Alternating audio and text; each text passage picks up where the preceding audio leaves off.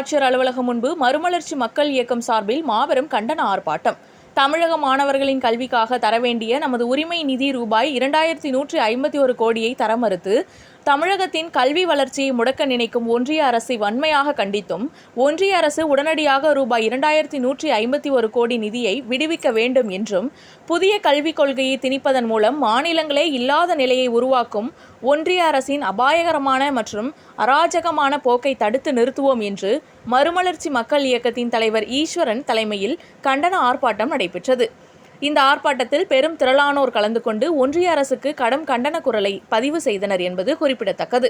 சுமார் 1 மணி நேரத்திற்கு மேல் கோவை மாவட்ட ஆட்சியர் அலுவலகம் அருகே நடத்தப்பட்ட இந்த ஆர்ப்பாட்டத்திற்கு திரண்டு வந்தில் பிரதமர் மோடி, ஒன்றிய உள்துறை அமைச்சர் அமித்ஷா, பாரதிய ஜனதா கட்சியின் தமிழ்நாடு மாநில தலைவர் அண்ணாமலை மற்றும் ஒன்றிய கல்வி அமைச்சர் ஆகியோருக்கு எதிராக கண்டன குரல் எழுப்பியது குறிப்பிடத்தக்கது.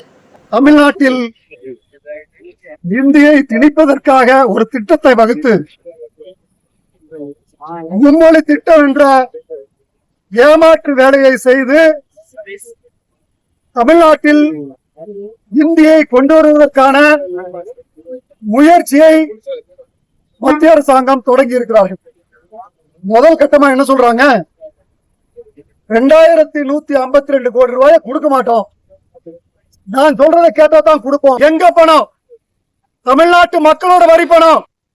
இதைய நீ கண்டிஷன் போட்டு கொடுக்கறதுக்கு நீ யாரு? தமிழ்நாட்டுல மும்மொழி கொள்கை ஏற்றுக்க மாட்டேங்கிறான்ல, தமிழ்நாட்டுல வரி வேண்டாம்னு சொல்லு. தமிழ்நாட்டுல 3 மொழி வேண்டாம்னு சொல்றான்ல, அந்த மாநில மக்களோட வரி மட்டும் உனக்கு இனிக்குதா? அதை மட்டும் வாங்கி வச்சுக்கிறியா? உனக்கு காசு வேணும், இருமொழி படிக்கிற மாநிலத்திலிருந்து உனக்கு வரி வேணும். ஆனா பணத்தை திருப்பி கொடுக்கறதுனா மும்மொழி படிச்சா தான் கொடுப்பேன். என்னடா பித்தலாட்டம்? தமிழ்நாட்டுல கை வச்சிருக்கிற நீ தாங்க மாட்ட. ஒரு காலத்துல காங்கிரஸ் தமிழ் மொழியில கை வச்சு இன்னைக்கு இந்தியாவில் ஆட்சிக்கு வர முடியல. அந்த நிலைமை உனக்கு உருவாயிரும். தமிழ்நாட்டு மக்கள் கொதிச்சு எழுந்துட்டு இருக்கான். இதுல அரசியல் கிடையாது. அண்ணா திமுக, திமுக எந்த கட்சி பிரச்சனையும் கிடையாது. இது தமிழ்நாட்டு மக்களோட பிரச்சனை. எதுக்கு 3வது மொழி? 5 பாடம் படிக்கிறான் தமிழ்நாட்டு மாணவன். கணக்கு, அறிவியல், சமூக அறிவியல், தமிழ், ஆங்கிலம் 5 மொழி படிக்கிறானா? இந்த மொழியை கொண்டு வந்தா என்ன ஆகும்? இந்த 5 மொழி படிக்கிறதுடைய அளவு குறைஞ்சு போயிடும். அந்த மாணவனுக்கு எச்சா படிக்க வைக்க முடியாது.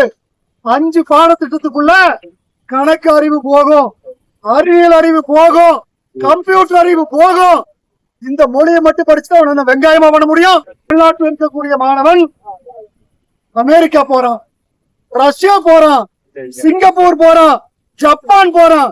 ஏன்னா தமிழ் மொழியோட ஆங்கிலமும் சேர்த்து படிச்சு, அது மட்டும் இல்லாம மற்ற பாடங்கள்ல கல்வி அறிவை வளர்த்து இன்னைக்கு உலகம் முழுசும் தமிழ்நாட்டு இளைஞர்கள், தமிழ்நாட்டு பட்டதாரிகள்னா தேடி வேலை கொடுக்கிறான். அப்படி இருக்கிற சூழ்நிலையை கெடுக்கிறதுக்காக தமிழ்நாட்டு மாணவன் உலகம் முழுசா போய் வேலை செய்யறான். இவனை கெடுக்கணும் அப்படின்னு ஒரு திட்டம் போட்டு 3வது மொழியை கொண்டு வந்து திணிக்கிறான். எதுக்குடா 3வது மொழி? இன்னொன்னு சொல்றாரு அண்ணாமலை. தமிழ்நாட்டுல 56 லட்சம் பேர் தனியார் பள்ளியில படிக்கிறான், 56 லட்சம் பேர் ஹிந்தி படிக்கிறான்னு ஒரு பொய்ய சொல்றாரு. நான் இங்க நின்று அண்ணாமலைக்கு சவால் விடுறேன். 56 லட்சம் பேர் தமிழ்நாட்டுல ஹிந்தி படிச்சான்னு சொன்னா நான் என்னுடைய போராட்டத்தை கைவிட்டுறேன்.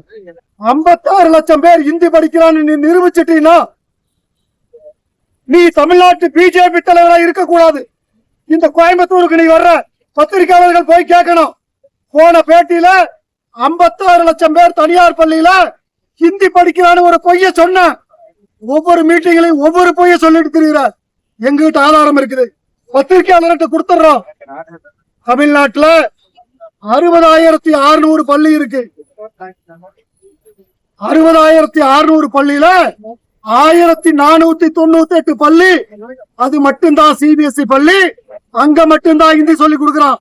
மொத்தமா படிக்கிறது எவ்வளவுனா 1,44,000 பேர் சிபிஎஸ்இ பள்ளியில படிக்கிறான். அவன் மட்டும்தான் வேற வழி இல்லாம ஹிந்தி படிக்கிறான்.